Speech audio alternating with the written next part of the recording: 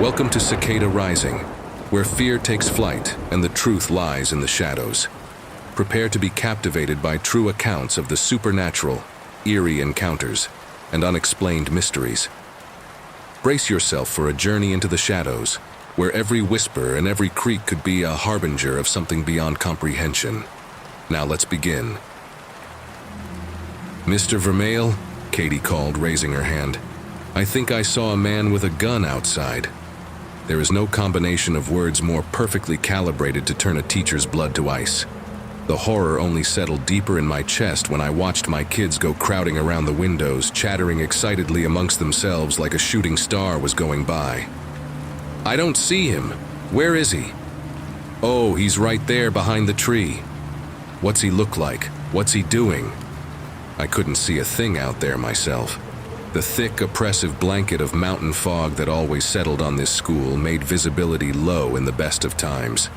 All I could see was that endless ocean of trees disappearing into that vast backdrop of white.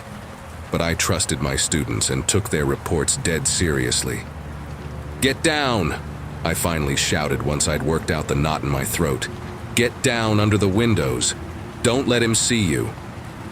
It was the first time I'd raised my voice at these kids, and that scared them more than the man outside. The room was a cacophony of squeaking chairs and shoved desks as they rushed to huddle under the windows. All the while, my heart was pounding in my ears as I scrambled to pull the Velcro straps over every window that would release the safety shutters. Every instant, I felt certain some homicidal maniac was about to take my head off with a .308 Winchester. I wasn't even just scared to die. I was scared of my students being forced to witness something like that, but I got lucky, or maybe he had mercy. The only way to reach the headmistress' personal phone was an old-school red telephone that sat on my desk, with a bit of tape reading "for emergencies only." She'd always been very particular that she be called instead of the police in times like these. All I had to do was punch in *66, and she picked up in an instant. I'm embarrassed to imagine what I must have sounded like. The incomprehensible verbal diarrhea of a man who'd never dealt with a situation more deadly than a bicycle crash or a high fever. But luckily, she seemed to parse together exactly what I was getting at, and her stoic, commanding tone silenced my babbling in an instant. It will be dealt with. Sirens. Sirens started blaring all over school like it was about to be leveled by a tornado. Or maybe nuclear Armageddon. Under the din, my students all frantically whispered to each other, trying to guess at what was going on. He's a hunter, was the consensus. That almost calmed me down. If he was just some hunter after the elk and mule deer up here in the Rockies, then no biggie, right? But for some reason, the word hunter seemed to strike the kids with terror. Outside, I heard the screech of tires and 2 rear doors being slammed open. My curiosity piqued. I'd seen that black van labeled security parked in the lot, but never gotten a glimpse inside. Despite all my better judgment, I couldn't resist the tiniest peek under the corner of a shutter. Out of the van poured 2 individuals dressed less like school security guards, and more like the sort of shadowy government agents you'd see in movies. Black suits, shades, and earpieces fitting their perfect comb-overs. I think what I saw them do next was the moment that forever changed me, forever shattered my delusion that the universe is ultimately a rational and orderly place. The 2 guards checked off their equipment, dropped to all fours, and broke into a sprint. Under other circumstances, it would have been laughable. As it was, it stole my breath away. They ran not even like primates would, but with the exact speed and style of wolves. They must have been going 15 miles per hour minimum. Human bodies just don't work that way. We can't twist our bodies in such a way to allow ourselves to full-bore gallop at that kind of speed. Our joints weren't meant to bend in those directions. They disappeared into the forest like hunting dogs let loose upon the scent of prey. I jumped, and a gasp spread across the room as a gunshot erupted in those woods. And then another.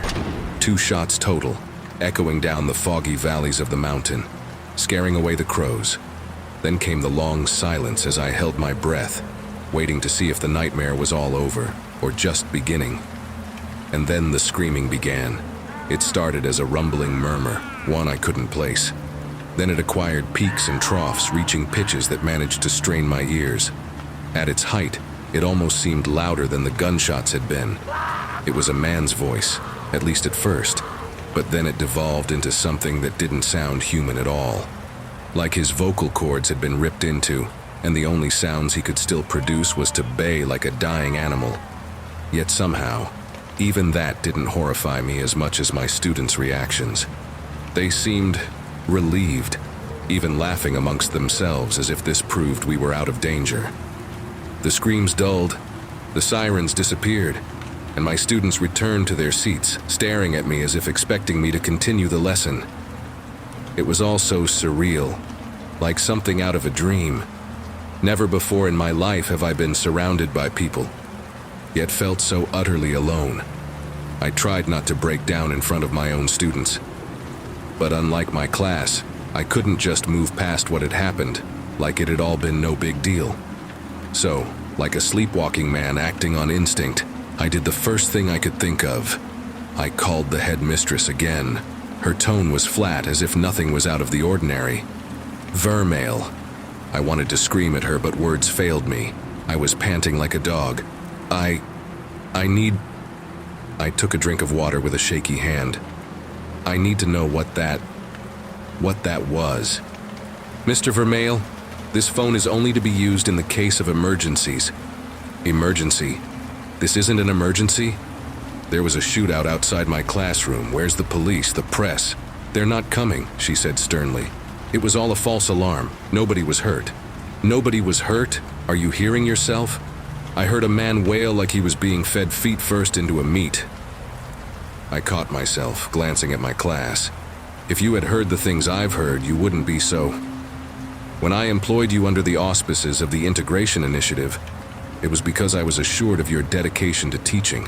Surely you recognize the importance of not allowing your class to fall even a day behind the schedule outlined in the syllabus. We cannot allow every minor incident to interfere with their... Minor incident? Am I the only one here who hasn't lost their mind? If this is what you consider routine, then I don't want to know.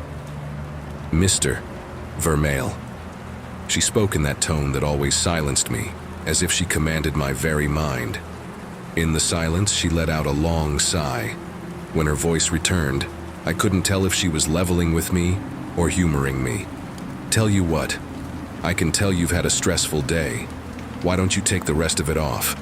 I can have a substitute fill in while you get some rest, okay? I wanted to argue, to scream and shout, but I realized how my students were looking at me and noticed the tears on my cheeks. Needless to say, I did end up taking the day off. All the while I agonized over whether to quit. I mean, this was supposed to be my big break, my first real teaching job since the incident a few years back. No more tutoring, no more subbing. Getting to head my very own class and create my own lesson plans. I spent the night on the couch watching the news like a hawk. It was all still small-town nonsense. A cat stuck in a tree, a charming local bake sale. Not a word about whatever had happened in that school on the mountainside. The headmistress gaslighting was starting to work on me. If nobody saw anything wrong with what had happened, then the problem must be me, right? I must have misinterpreted everything. There had to have been some reasonable explanation for what I'd seen and heard.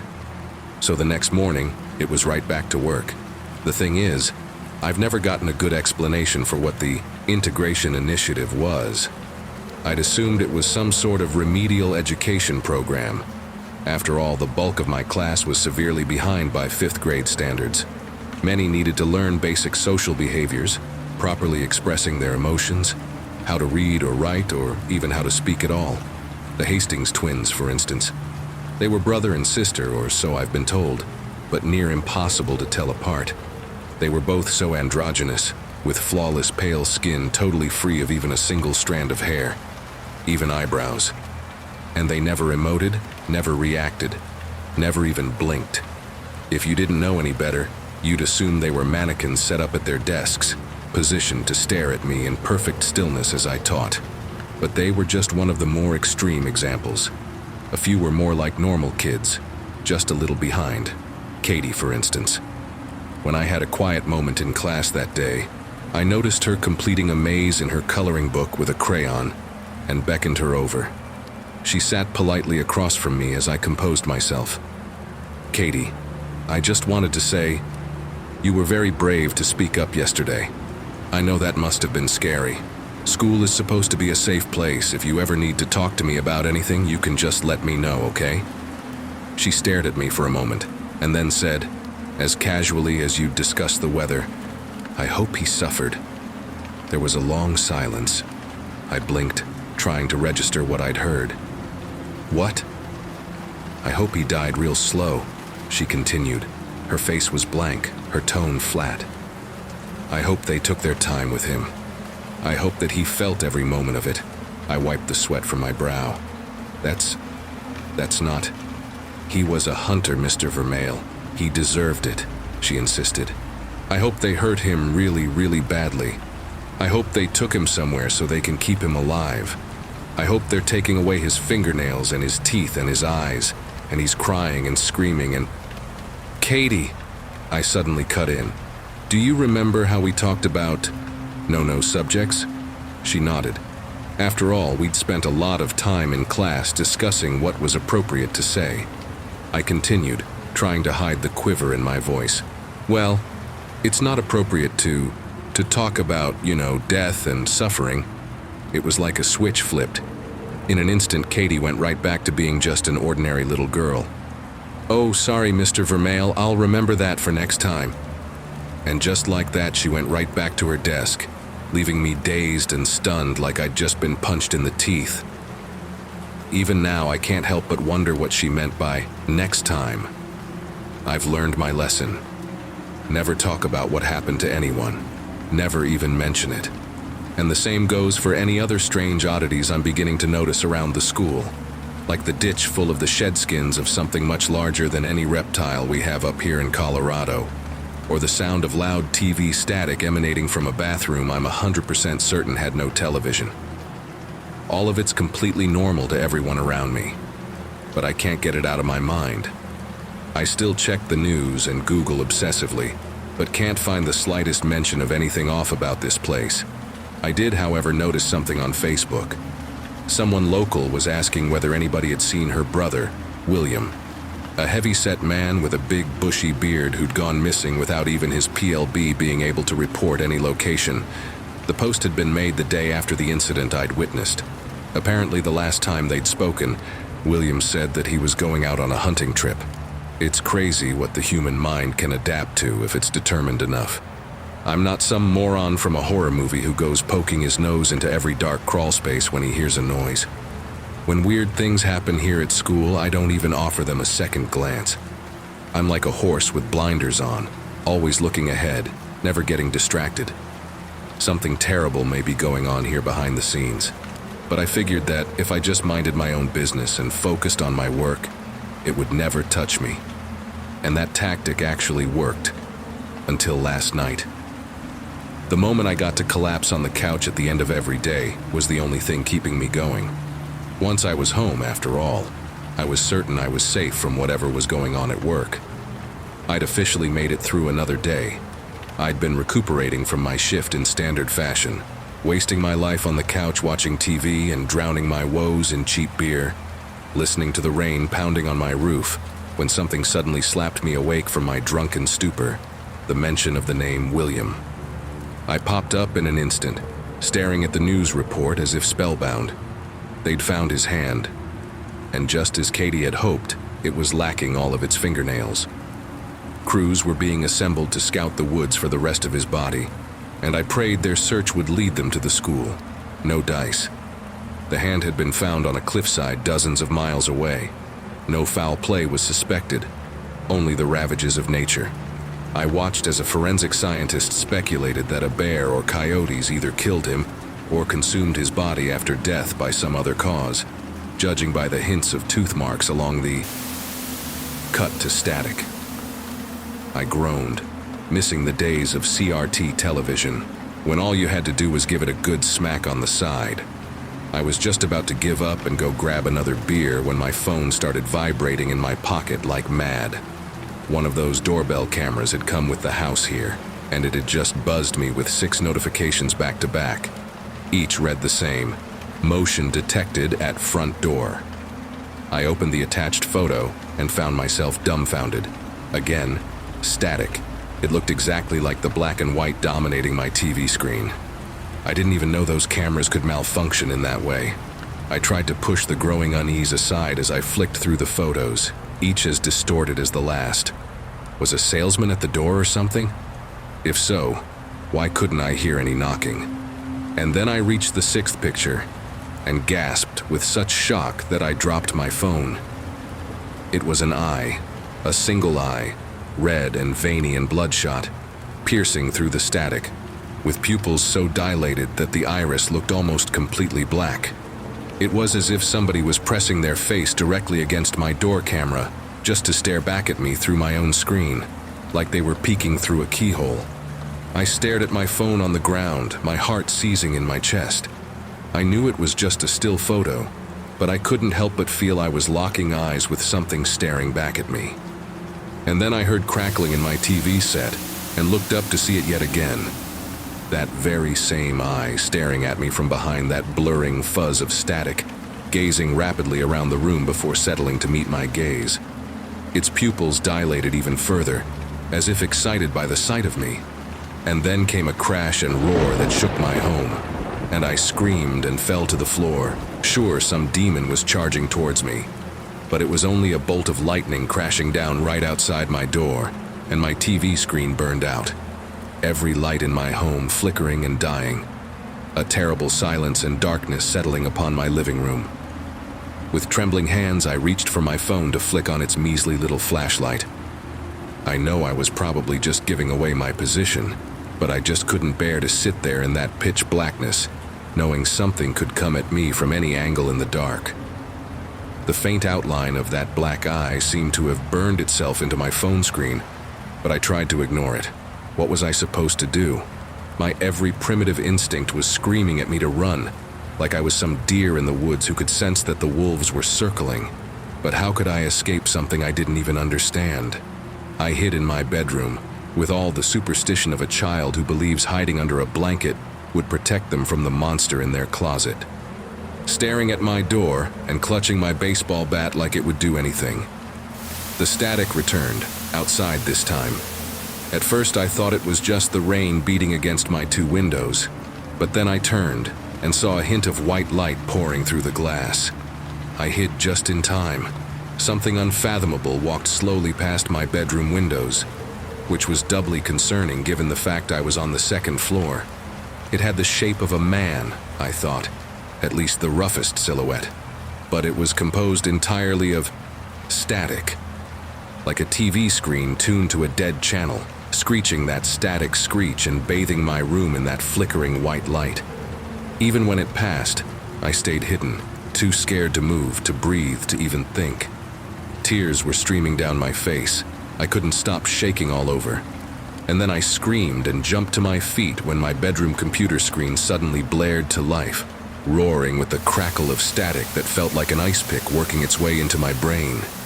And from that static, something began to emerge, almost like it was oozing from the computer screen before morphing into a solid shape. I dropped to my knees and covered my ears, screaming and pounding my head. Nothing worked. The static just kept getting louder and louder. There it was, floating above me, something that mockingly disobeyed every rule of God and nature with its very existence. And through the flickering static it was composed of, I caught glimpses of eyes, thousands of them, all bloodshot and black, staring daggers into my soul. It floated ever closer, its flickering hands reaching out as if ready to settle around my neck. I remembered the way William wailed in the woods. I wondered if I'd sound similar. But when its grasp was only an inch away, it froze in its tracks, and I heard a floorboard creak from my bedroom door, which now stood ajar. It was the Hastings twins. They settled their emotionless gaze upon the impossible creature and opened their mouths to speak for the first time, but not in words. Instead, that same horrible static came rumbling up their throats in unison, and the creature crackled back at them as if they were having a conversation. No, an argument. And once it was settled, The thing hovering above me seemed to begrudgingly flicker out, like a TV set being switched off. And the Hastings, too, nodded before disappearing back into the blackness of the hallway, the sound of their footsteps stopping abruptly as if they vanished into the dark itself. The lights flicked back on. Everything went back to normal in an instant. And once again, I'd been left alone to agonize after having witnessed the impossible. I don't want to go into the self-destructive spiral that was the rest of that night. Crying and dancing and drinking and stumbling around the house like I was commemorating my brush with death.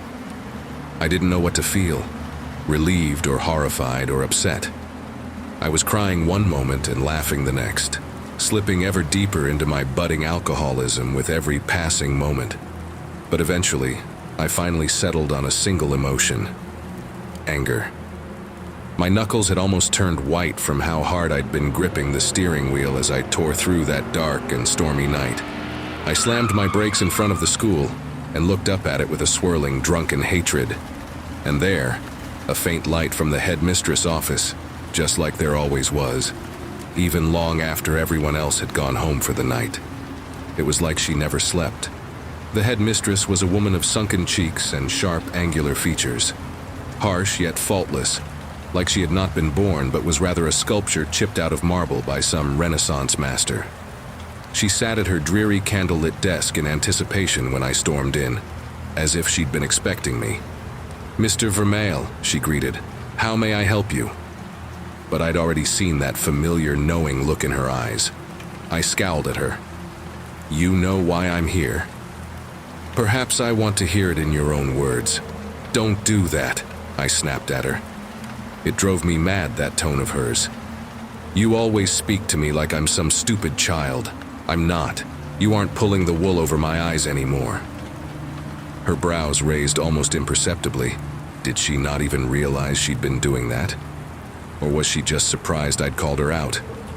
"My apologies." She composed herself. "Please, state your piece."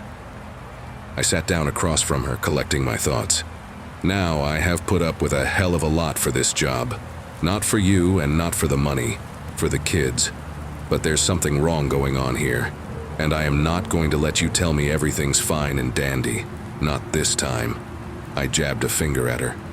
"Every man has his limit, and having some godforsaken thing busting into my home in the middle of the night? I am already aware of this intrusion, Mr. Vermeil, and you have my sincerest apologies.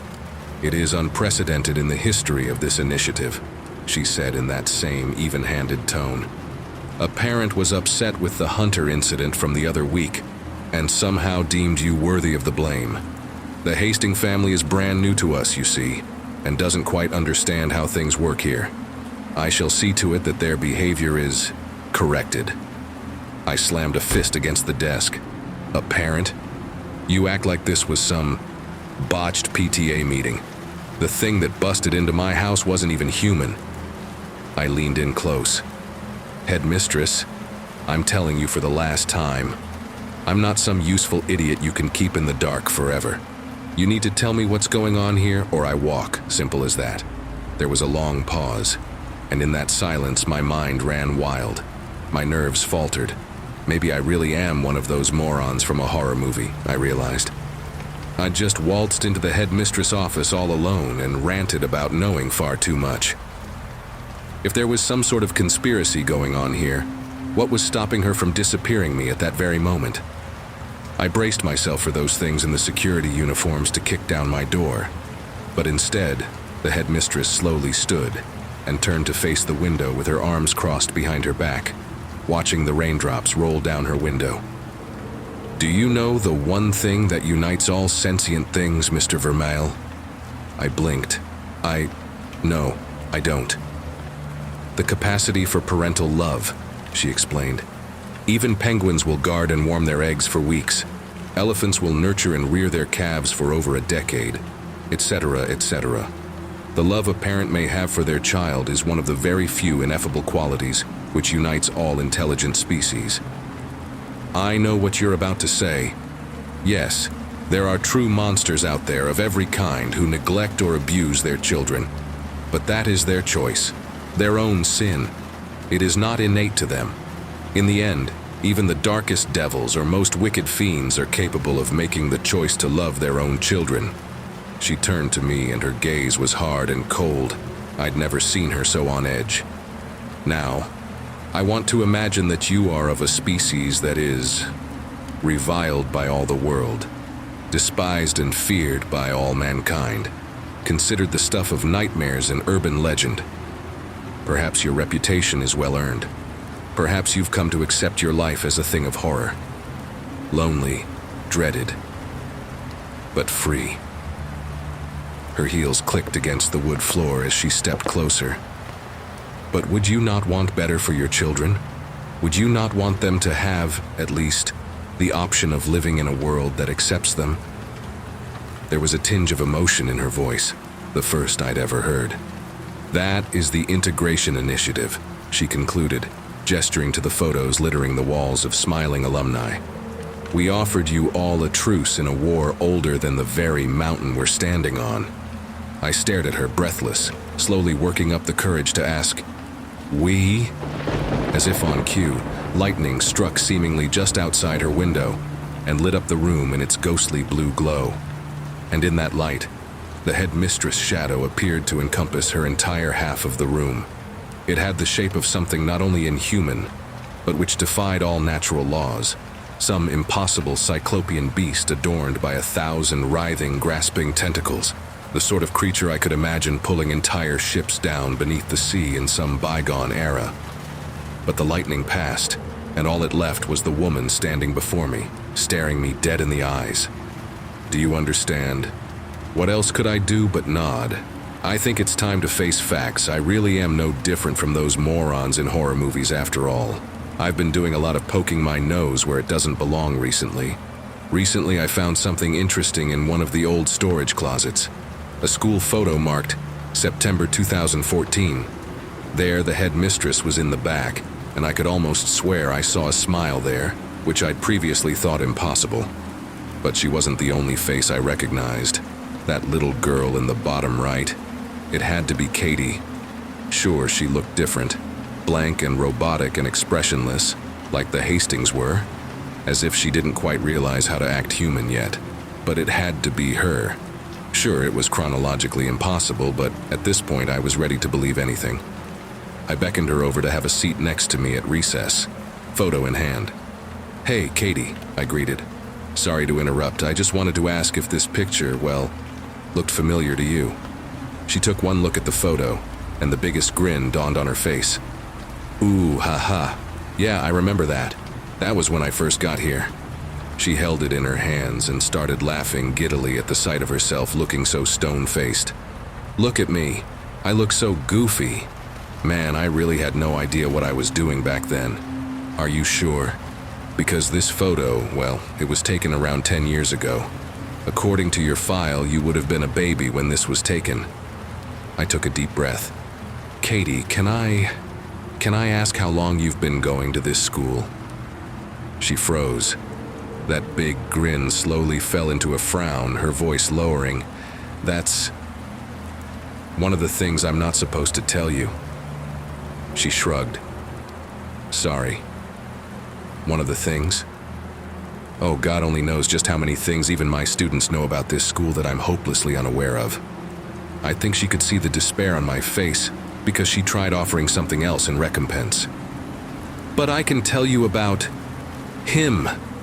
She pointed eagerly to the boy standing beside her in the photo, an unassuming lad with dirty blonde hair.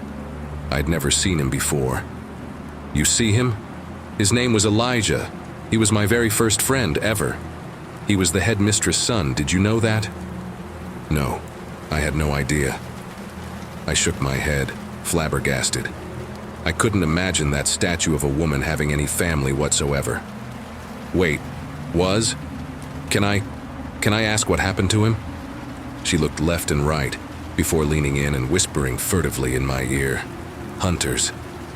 And then her friends called her over, and she went right back to chasing them around the playground, leaving me with a million lingering questions.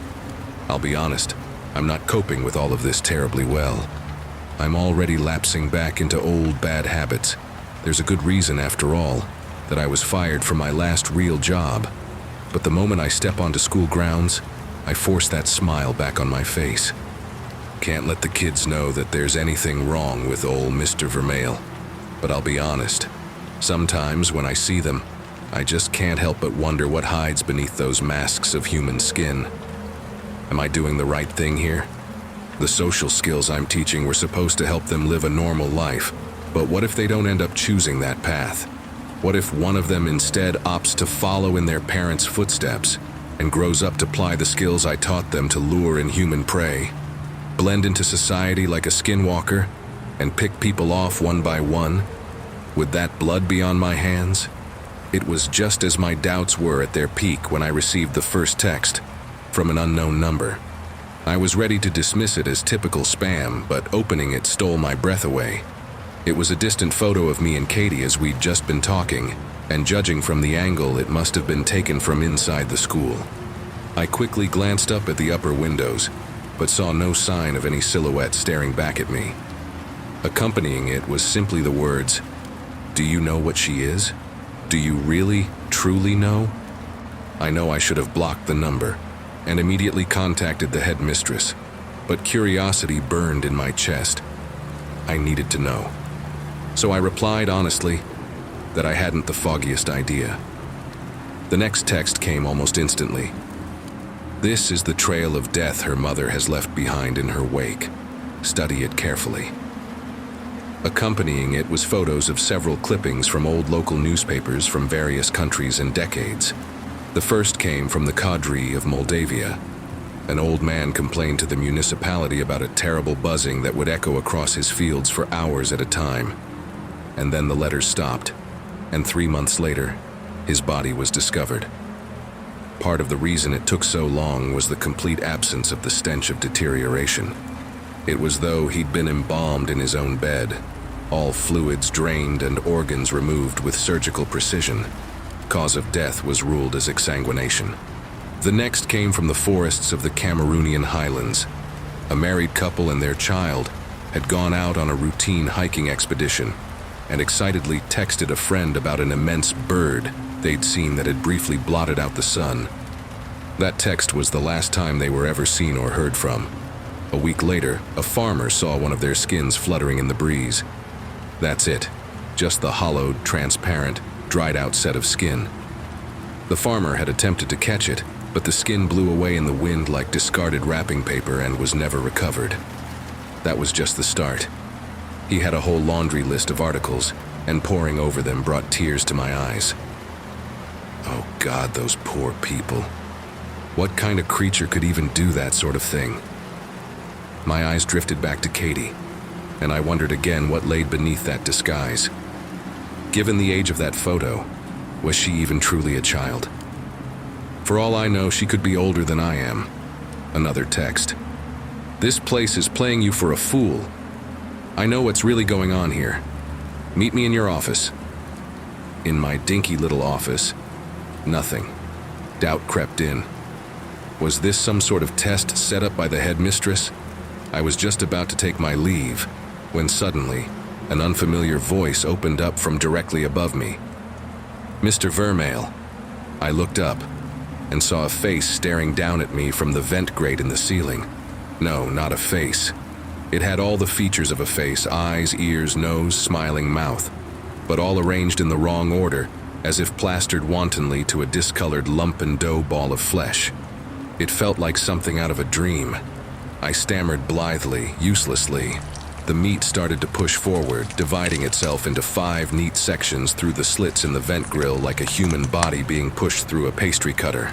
I watched as tissues and sinews and raw bone dropped to the floor like melting candle wax, melding into a puddle of viscera that grew solid as more biomass gelled with its bulbous form. And in time, that puddle of meat dripping from the ceiling became a man. That smiling face was staring me down again, now in proper arrangement, yet no less deranged. He was handsome, actually, with a fit figure as perfect as his fine gelled hair. Nude, but sexless as a Ken doll. I finally started to run for help, but was stopped by the feeling of something digging into the side of my neck hard enough to draw blood. A jagged bone had jut from his wrist like the point of a spear. You had your chance to go running away. It's too late now, he whispered. Oh, don't look at me like that. I only wanted to make your acquaintance. I'm a big fan of yours after all. A fan? I've always admired the sort of man willing to betray his own species for a quick buck, he mocked. This is nothing personal, really. I'm just here to do my job just like you. In fact, I was thinking we could work together. I felt like I might faint. Seeing this, he let me sit down at my desk, albeit with the bone still to my throat. What are you? Call me Saladin, he answered, in a tone that made it clear it was a pseudonym. And, well, I'd like to say that I'm still human, but that would be a lie, wouldn't it? Used to be. But in my line of work, I've had to find ways to even the playing field. I noticed the irony of being accused of betraying my species by a man who seemed to have forsaken his altogether. I was reminded of an old Nietzsche quote, something about he who fights monsters. Don't you mock me, boy. His face suddenly soured, as if he'd read my thoughts. You'd become some breed of horror, too, if you'd kept consorting with these unnatural things. When dealing with matters of the occult for long, there are two options: sacrifice your life or your humanity. There is no third path. His cocky grin returned. Just ask poor William. Just hearing that name was like a punch to the lungs. It knocked the breath from me. William? You. Of course I knew him. He was one of my feelers. I posted him out here to see if it would lure out the hunting dogs. Prove this place is really as the rumors say. And sure enough, a streak of rage rose in my chest, battling the fear. And now, you want me to be your next useful idiot? I always like a man on the inside, he taunted. I only need to kill one child, just a single one, and this entire initiative will fall apart like a house of playing cards. All the trust the headmistress has built up with the parents. Oh, they'd all tear her limb from limb. He saw the look of horror on my face and laughed. Don't tell me you're actually loyal to her. Did she warn you of the danger you were in when you took this job? Has she done anything to your benefit? Do you really think she cares? Why do you think she even hired you? Just out of the kindness of her heart? She's a big believer in giving second chances to losers with a drinking problem and a rap sheet. He cackled. No, it's because you have nobody. You're a loser all alone, so in case one of those kids gets the munchies one day, nobody will even notice you're missing. Sure, they may look harmless now, but make no mistake, sooner or later some of those kids will need to feed. Isn't their fault. It's in their biology, their very being. They were made to prey on people like you and me. And you're planning on helping them blend in, surround themselves with clueless pedestrians with tasty blood in their veins and meat on their bones. You don't see what's going to happen if this initiative succeeds? He could see it on my face. The doubt was creeping in. He grinned, retracting his blade and patting me on the shoulder. One kid, that's all I need. I just need to get one alone. But they're too smart for that. Always travel in packs, sleep in that bunker down the mountain. But for you it'd be trivial. As if on cue, there was a small knock on the door. A big grin crossed over Saladin's face. He held a finger to his lips as he melted through the slats of my closet, disappearing into the darkness just before my door went swinging open. There stood Katie, eyes low. She didn't seem to notice the sweat on my brow, the drop of blood on my neck, or the stupefied expression on her face. Her gaze was on the floor, nervous, as she sat across from me. Mr. Vermeil? I was thinking, and I know I said I'm not supposed to tell you certain stuff about the school and all, but I think you deserve to hear it, you know? Just don't tell the headmistress what I told you, okay? My throat felt dry. I could hardly think. Saladin's words echoed in my head. Just one child. but seeing Katie's face reminded me that I didn't need to pick sides in some war I didn't understand.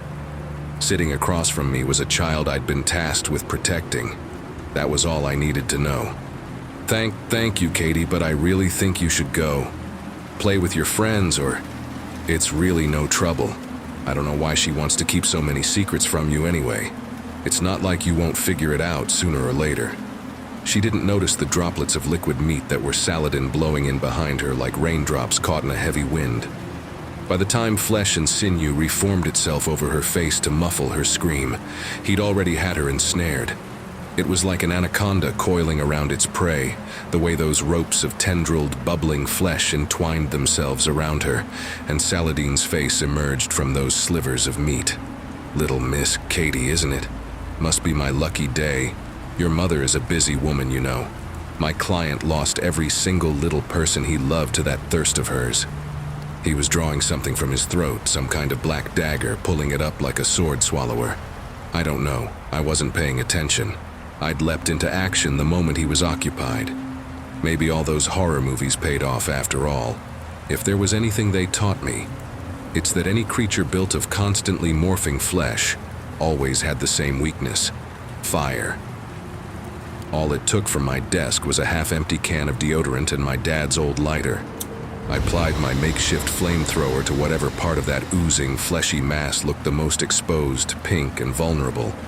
The heat and size of the erupting flames surprised even myself. He squealed like a stuck pig through unnatural vocal cords, and a tendril of flesh batted me across the room like I was weightless. But it had worked. Whatever parts of him the flames had touched were left bubbling and frothing, gooey and viscous like melted wax. But as he thrashed and whined, Katie seized the moment and let out her tongue. No, not a tongue. It was a proboscis.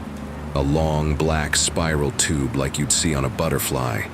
She'd tried to jab it into his neck, but he jerked his head at the last moment, and it ended up somewhere far worse, pierced through his eye. I thought the formless flesh that was Saladin was terrifying enough, but it was more terrifying still to watch it fade away, to see that flesh turn pale and veins wither like dying vines over taut, throbbing muscles. I realized she was sucking his blood through that proboscis like it was a drinking straw, and whatever other life essence flowed through the thing that was once a man. In seconds, his eyes and cheeks sunk in his face, like he was aging decades. I could only imagine what that proboscis would do to an ordinary human like myself. She was an inexperienced hunter. Saladin, wailing now, managed to worm his way out of her grip before the job was done.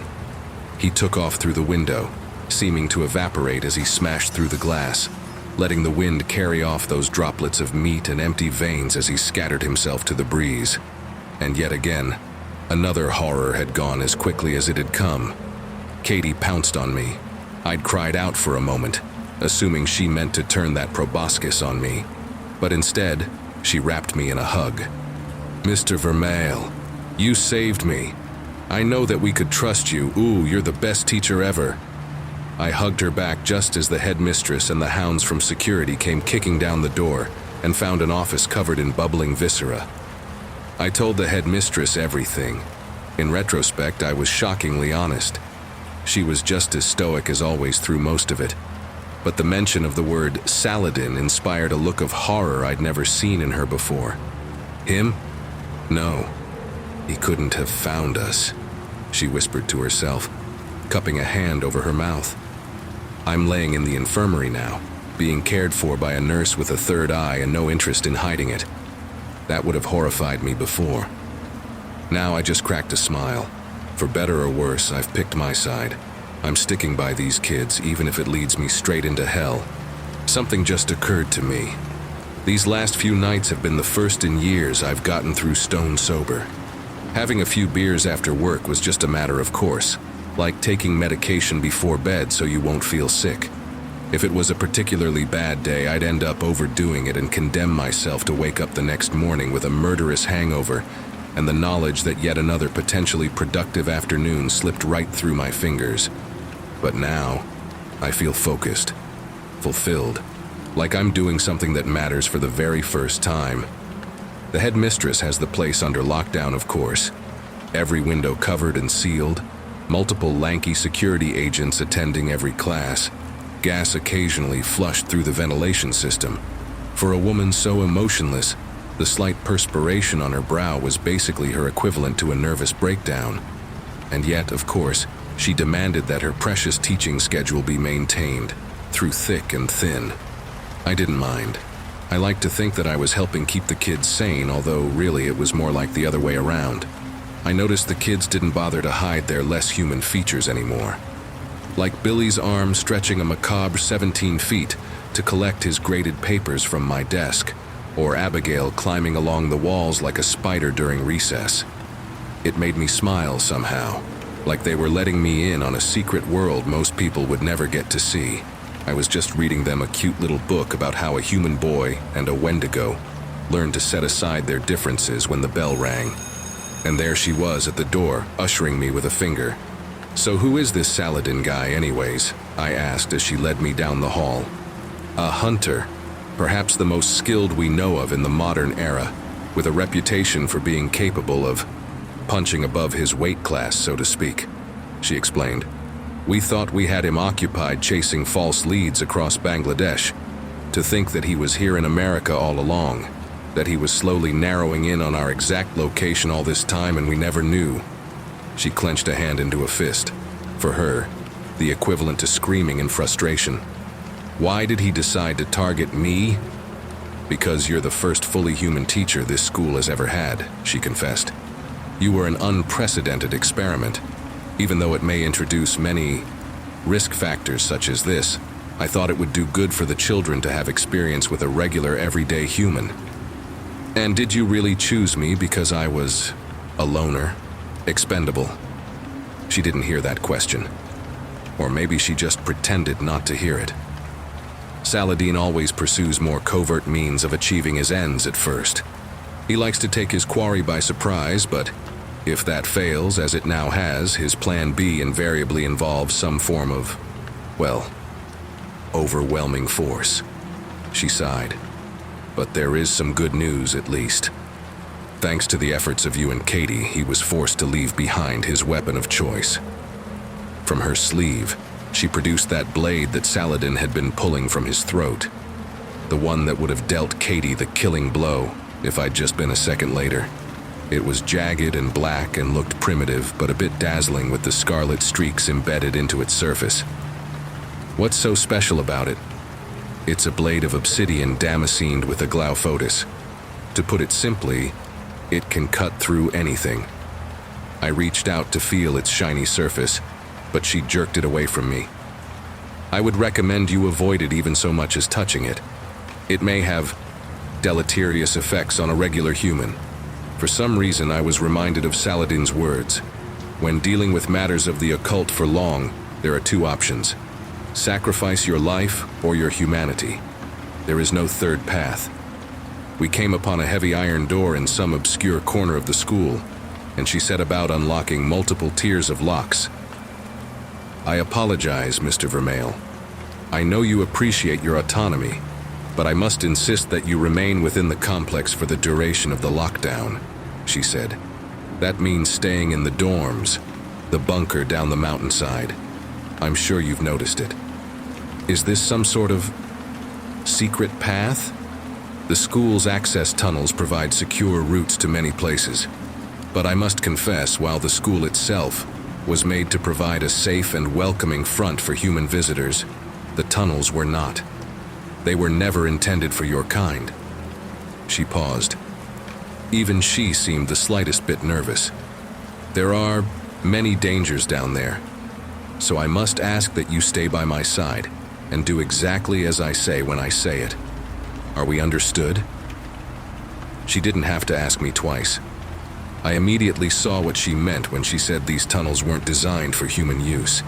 They were horrifically claustrophobic labyrinths of concrete, to the point I sometimes had to bend down or angle myself sideways just to squeeze through. The must was suffocating. Hallways of seemingly random shapes and sizes jut out in every direction, and I had no idea how she'd memorized which to take. All it took was a single moment, a single instant's lapse in concentration, a single glance away as my clothes caught on a hunk of concrete. And she was gone. I'll be honest, I don't do well with cramped spaces. And when it fully sunk in that she had vanished, and I was alone down here in the dark, my first instinct was to crumple into a ball and start sobbing. Embarrassingly, I had to calm myself down in the exact same ways I calmed my students when they were having a tantrum. I talked through my feelings, took deep breaths, grounded myself. You've been through so much worse than some tight hallways, I thought. Keep it together. But every step forward was a Herculean effort, like I was knee-deep in sludge. All I had to light the way now was my little phone flashlight, and the darkness around me seemed to somehow be fighting back against the light and was rapidly taking territory. I'd venture forward down a hall, and it'd get tighter and tighter with every step. So I'd turn around, and somehow the same thing would happen on my way back. Was I losing my mind down here in the dark? Or were the walls really closing in on me like I was about to be crushed by the peristaltic motions inside of some cyclopean creature? And every so often I'd run into one of those shedskins, like I'd seen in the ditch outside the school all those days ago. They'd tangle around me like a spider's web, and I'd cry out as I thrashed to tear them off of me. On a closer look like this, they didn't seem reptilian in the slightest. They looked human. And then down the hall came a sound. I breathed a sigh of relief. "Oh, thank God," I called out. "Headmistress, I'm right." And then came another sound, the guttural crackling of a snarl rising from an unnatural throat. And I realized that I had just drawn the attention of something terrible. I bit my tongue to stifle a gasp. Mentally, I screamed at myself over how stupid I'd been. I tried to turn my flashlight off, but ended up dropping my phone and illuminating the entire hall. All I could do was back up as far as I could, press my back to the dead end, and await whatever was coming to me. Footsteps in the darkness, of a sort of hobbling, awkward gait. In the dim light, a silhouette came vaguely into view. It looked roughly the shape of a man, but the proportions were all wrong. The shapes. It was like a child's drawing of a human being. Too angular, too thin. And along that jagged form was a garden of tumorous growths, hair and teeth and blind, half-formed eyes poking from malignant teratomas, cushioned in almost scrotal pockets of loose and wrinkled flesh. There was no head above its shoulders. Instead, there was a limp, swaying tube of flesh, and when it faced me, I could see down into the countless rows of teeth lining that esophageal tube like a lamprey eel. Some sort of black ichor drooled from that undulating tube as the creature stood where my phone had landed, creaking and groaning in place. Then, the thing turned and shuffled back into the darkness. It was blind. Of course. It had just been investigating the last noise it had heard. I thanked whatever gods may be and clung to my little corner for what felt like hours before finally working up the courage to retrieve my phone with a shaky hand and kept creeping down the halls. Another noise. My blood froze in my veins. But then the headmistress's face emerged from the dark and I almost cried from relief. "Oh, thank God. I lost you, and why didn't you warn me about the creature down here? That blind, leech-looking thing," I demanded. "I know you said it was dangerous, but I cannot believe you let something like that just go waltzing around down here." And for the first time in my life, I saw the headmistress go pale. "We don't." This time, she kept a hand squeezed around my wrist as she practically sprinted down the halls. We came to an observation deck observing what looked like some sort of containment chamber. One of those security agents laid sprawled across the floor, split in two.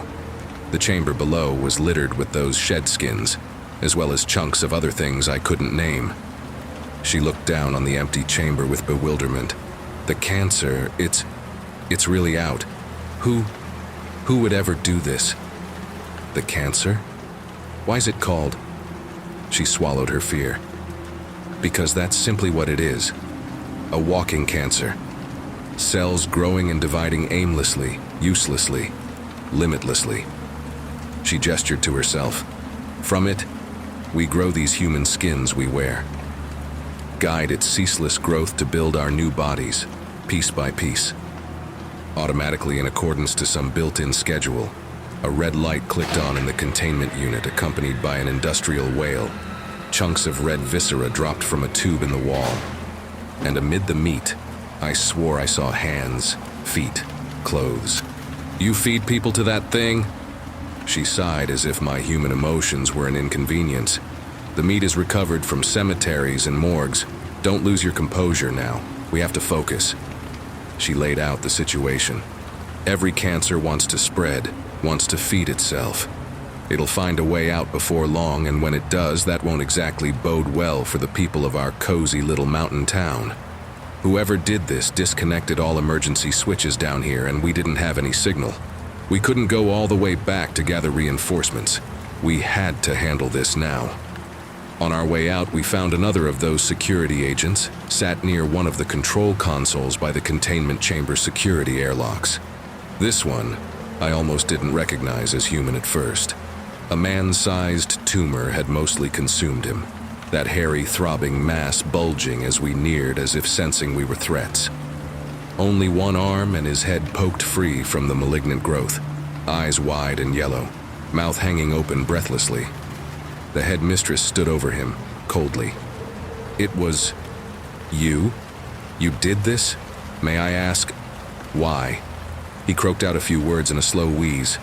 "Saladin, he had my family." She nodded without a word and ended his life with the damascened blade dispassionately. I guess it was a mercy at that point. I felt helpless, unarmed like this. Being the bait was an unenviable position. God, I wished I could get my hands on that blade of hers.